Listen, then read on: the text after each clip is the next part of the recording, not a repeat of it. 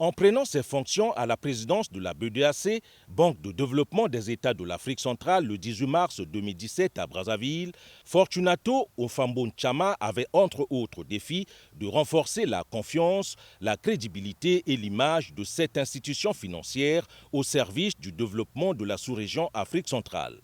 Au terme de son mandat, Fortunato Ofambon-Tchama est allé faire ses adieux et rendre compte au chef de l'État congolais, Denis Sassou Nguesso, des avancées réalisées par la BEDEAC. La banque, à notre arrivée, connaissait une situation critique de ressources, une trésorerie qui avait à peine de 2 milliards de francs CFA, juste pour les frais de fonctionnement.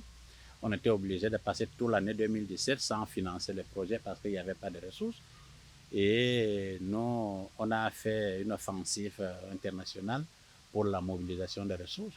Donc, au cours des 5 dernières années, nous avons pu mobiliser 907 milliards de francs CFA, et ce qui est en volume plus que tout ce que la BEDEAC avait déjà mobilisé au cours des 41 années précédentes. La stratégie de la BEDEAC est de soutenir l'accélération de la mise en œuvre des projets intégrateurs. Parmi les opérations financées par la BEDEAC au Congo, on peut citer entre autres la réhabilitation du CHU, l'aménagement de la route Ndende-Lusala-Dolizi, la réhabilitation du CFCO, l'étude des travaux de réhabilitation de la route nationale numéro 2. Au cours des 5 dernières années, nous avons financé pour 269 milliards au Congo. Donc ce n'est que ce que vous mentionnez là, on a financé beaucoup d'autres projets, aussi bien publics que privés.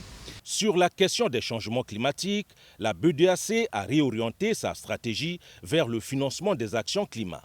À cet effet, Fortunato Ofambon-Tchama a salué le leadership du président Denis Sassou Nguesso dans le domaine de la protection de la biodiversité. Aujourd'hui, la BEDEAC a eu une politique environnementale propre.